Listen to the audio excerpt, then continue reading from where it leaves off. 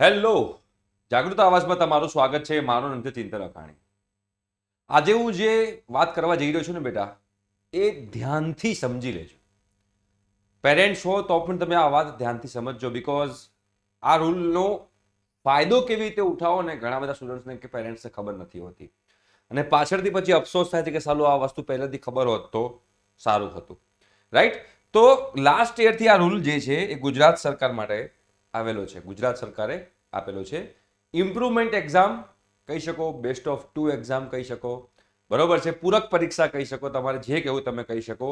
તમે ફેલ થયેલા છો, ફેલ નથી થવાના, એક્સ વાય ઝેડ હોય, તમને બધા માટે, તમે ગુજરાત બોર્ડના સ્ટુડન્ટ છો તો તમારા માટે આ રૂલ જાણવો અગત્યનો છે. ઓકે બેટા, એટલે આખું ધ્યાનથી સમજી લેજો. બીજી વસ્તુ બેટા, તમારે ફ્રી ઓફ કોસ્ટ ગુજકેટની પ્રિપેરેશન કરવી હોય અને બોર્ડ એક્ઝામની પ્રિપેરેશન કરવી હોય તો ડિસ્ક્રિપ્શન બોક્સમાં વોટ્સએપ ગ્રુપની લિંક છે, એમાં ખાસ જોડાઈ જજો બેટા. કેમ કે અમારી ટીમ જે છે ને દિવસ રાત મહેનત કરીને તમારા માટે લાઈવ સેશન કરી રહી છે. તો તમે એકવાર વોટ્સએપ ગ્રુપમાં જોડાઈ ગયા હોય તો બીજી વાર જોડાવાની જરૂર નથી. ઠીક છે? ચલો, તો હવે આપણે બેટા સ્ટાર્ટ કરીએ છીએ. આજનો જે રૂલ જે છે એના વિશે વાત કરશું આપણે. ઇમ્પ્રુવમેન્ટ એક્ઝામ જે છે એ આ ઇમ્પ્રુવમેન્ટ એક્ઝામ છે શું?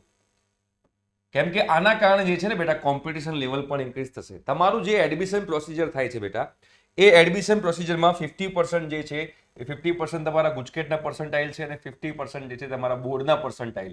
બોર્ડના પર્સન્ટાઇલ એટલે કે પીસીએમ, ફિઝિક્સ, કેમેસ્ટ્રી, મેથ્સ, જે તમારી જે થિયરી જે છે 100 માર્ક્સની જે હોય છે, એમાંથી તમારા જે માર્ક્સ આવે એના તમારા પર્સન્ટાઇલ બને અને એમાં એના 50% તમારા કન્સિડર થાય. એ બંનેનો સરવાળો થાય અને એના પ્રમાણે તમારા ગુજરાતમાં તમારો રેન્ક બને.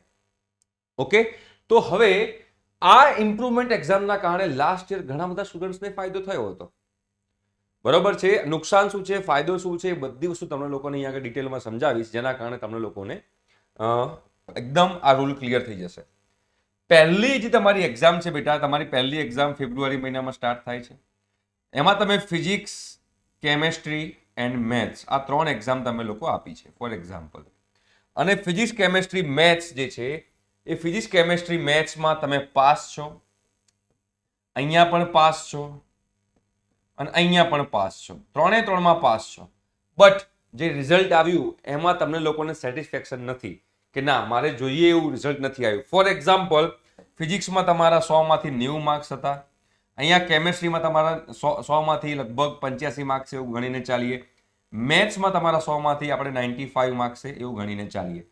અને તમને સંતોષ નથી કે મને કેમેસ્ટ્રીમાં સંતોષ નથી, કોઈકને એવું હોય કે મને ફિઝિક્સમાં સેટિસ્ફેક્શન નથી, કાં તો કોઈને એવું હોય કે મને મેથ્સમાં સેટિસ્ફેક્શન નથી, તો તમારે એપ્રિલ કે મેની અંદર કે જૂનની અંદર જૂનની અંદર તમારે ઇમ્પ્રુવમેન્ટ એક્ઝામ આવશે. તમે 3 સબ્જેક્ટમાં પાસ હોવ તો પણ તમે ઇમ્પ્રુવમેન્ટ એક્ઝામ આપી શકો. તમને એમ જ થયું છે કે મારે ખાલી ફિઝિક્સની જ ઇમ્પ્રુવમેન્ટ એક્ઝામ આપવી છે, તો તમે ઓનલી ફિઝિક્સની જ ઇમ્પ્રુવમેન્ટ એક્ઝામ આપવી હોય તો આપી શકો. તમને એમ હોય કે મારે ફિઝિક્સ અને કેમેસ્ટ્રી આ બેની જ આપવી છે, તો તમે ફિઝિક્સ અને કેમેસ્ટ્રી જે છે એ બંનેની આપી શકો. તમને એમ થાય કે ના, મારે 3ની આપવી છે, તો તમે 3 ફિઝિક્સ, કેમેસ્ટ્રી, મેથ જે છે 3ની તમે લોકો આપી શકો છો. બરોબર છે? હવે ફોર એક્ઝામ્પલ, તમે આ જે ટ્રાયલ 2 આપ્યો, જે આપણે ઇમ્પ્રુવમેન્ટ એક્ઝામ કહી રહ્યા છીએ, સપોઝ ફિઝિક્સમાં તમારા માર્ક્સ આવ્યા 85. ભાઈ બેટા, આમાં તો 90 આવ્યા હતા અને આમાં 85 આવ્યા. બરોબર છે? કેમેસ્ટ્રીમાં તમારા 85 આવ્યા હતા અને આમાં તમારા જે આવ્યા એ 90 માર્ક્સ આવ્યા. અને મેથ્સમાં ફોર એક્ઝામ્પલ તમારા 95 છે અને તમારા આયા 75. આવી રીતે તમારા માર્ક્સ આવ્યા.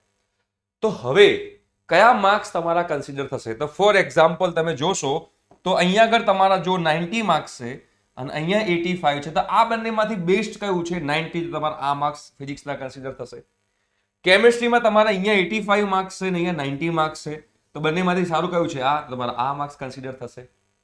અને મેથ્સમાં તમારા 95 આવ્યા છે અને અહીંયા 75 છે, તો બેમાંથી બેસ્ટ કયું છે? તો આ. તો તમારું ફાઇનલ જે રિઝલ્ટ બને એમાં તમારા ફિઝિક્સમાં 90 માર્ક્સ ગણાય, બરોબર, કેમેસ્ટ્રીમાં પણ તમારા 90 માર્ક્સ ગણાશે અને મેથ્સમાં તમારા 95 માર્ક્સ ગણાશે.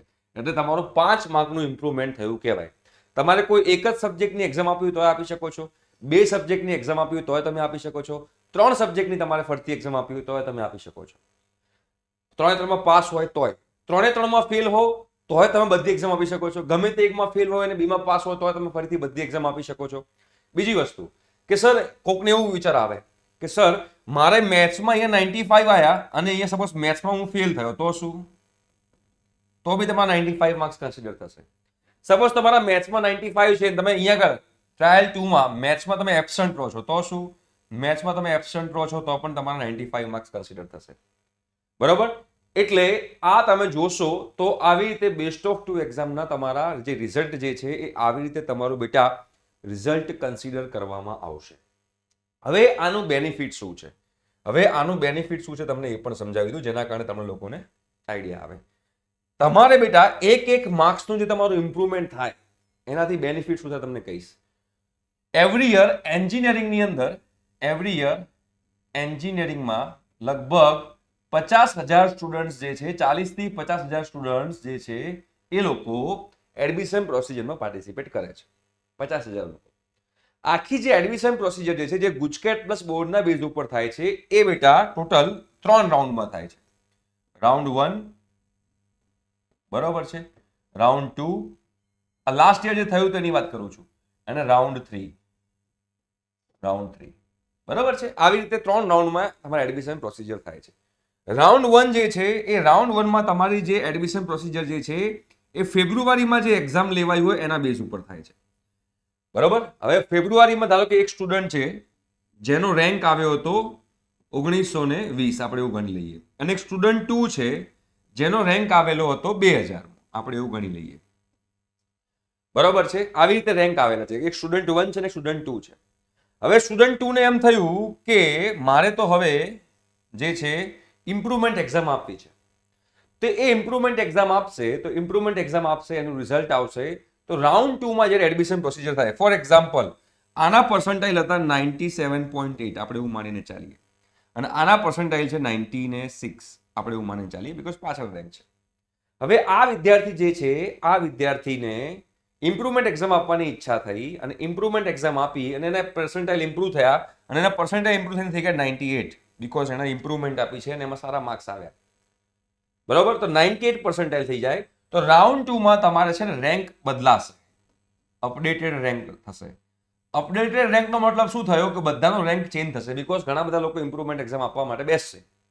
તો એવા સંજોગોમાં જેનો 1920 રેન્ક જે છે અને આનો 2000મો રેન્ક હતો, હવે આને ઇમ્પ્રુવમેન્ટ એક્ઝામ આપી છે, આને નથી આપી, તો આના તો પર્સન્ટાઇલ એના જ રહેવાના છે, બટ આના પર્સન્ટાઇલ ઇમ્પ્રુવ થઈ જશે અને આના કરતાં આગળ નીકળી જશે. તો આ વિદ્યાર્થી આના કરતાં આગળ વધે તો આનો રેન્ક જે છે એ લગભગ આપણે માની લઈએ કે 1800ની આજુબાજુ થઈ જાય અને આનો રેન્ક જે છે એ 2000ની આજુબાજુ થઈ જાય. રાઉન્ડ 2 ની જ્યારે એડમિશન પ્રોસિજર સ્ટાર્ટ થાય ત્યારે આનો રેન્ક પાછળ જતો રહે, આનો રેન્ક આગળ લઈ જાય, બીકોઝ આને ઇમ્પ્રુવમેન્ટ એક્ઝામ આપી છે. બરોબર છે? અને રાઉન્ડ 3 માં તો પછી તમારો જે રેન્ક છે બદલાશે નહીં.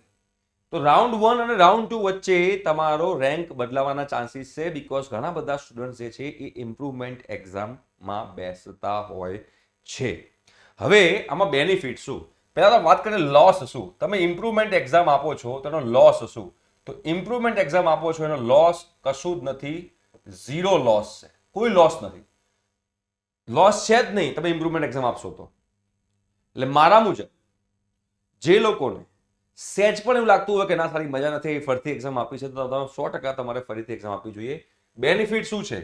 બેનિફિટ એ છે કે જો તમારો રેન્ક સારો થઈ ગયો, તમારા રાઉન્ડ 2 ની અંદર સારી કોલેજ અને સારી બ્રાન્ચ મળવાના ચાન્સીસ છે. તો સર કયા સબ્જેક્ટમાં ઇમ્પ્રુવમેન્ટ એક્ઝામ આપવી જોઈએ? હું તો કહું 3 સબ્જેક્ટમાં ઇમ્પ્રુવમેન્ટ એક્ઝામ આપવી જોઈએ. શું ફરક પડે? ફરક તો કંઈ પડતો નથી, બીકોઝ ઓછા માર્ક્સ આવશે તો આગળ સારા માર્ક્સ આવેલા જ છે. બરોબર ને? ભગવાન કરે કે હા આ તો મેળ પડી ગયો, સુધરી ગયા માર્ક્સ તો મેળ પડી જાય. જો તમારા 100માંથી 100 માર્ક્સ ના આવ્યા હોય, ધારો કે ફિઝિક્સ છે એમાં 100માંથી 100 નથી આવ્યા, તો એમાં ઇમ્પ્રુવમેન્ટ બેસવાનું. ધારો કે 99 આવ્યા છે તો એ બેસો ને, કદાચ 100માંથી 100 આવી જાય તો. કેમેસ્ટ્રી છે એમાં ધારો કે 100માંથી 100 નથી તો એમાં બેસો. મેથ્સ ધારો કે એમાં 100માંથી 100 નથી તો એમાંય બેસો. જે સબ્જેક્ટમાં 100માંથી 100 માર્ક્સ આવ્યા હોય એની ઇમ્પ્રુવમેન્ટ એક્ઝામ આપવાની જરૂર નથી. બાકી there is a chance of improvement. 99 marks આવ્યા તો 100 નો ટ્રાય કરો, અને 99 ની જગ્યાએ 95 થઈ ગયા તો 99 તો છે જ, બેસ્ટ ઓફ 2 છે. તો આ બેસ્ટ ઓફ 2 નો જે રૂલ જે છે, જેના કારણે કોમ્પિટિશન લેવલ ઇન્ક્રીઝ થઈ ગયું છે, અને આ કોમ્પિટિશનમાં તમારે ટકવું હોય તો મારા મુજબ તમારે લોકો ઇમ્પ્રુવમેન્ટ એક્ઝામ આપવી જોઈએ. ઠીક છે, આઈ હોપ સો કે તમને આ ઇમ્પ્રુવમેન્ટ એક્ઝામનો નિયમ જે છે, રૂલ જે છે, ખબર પડી ગઈ હશે અને તમારે આનો ફાયદો ઉઠાવો કે ના ઉઠાવો એ તમારી ઉપર ડિપેન્ડ કરે છે. ઠીક છે, thank you so much, by.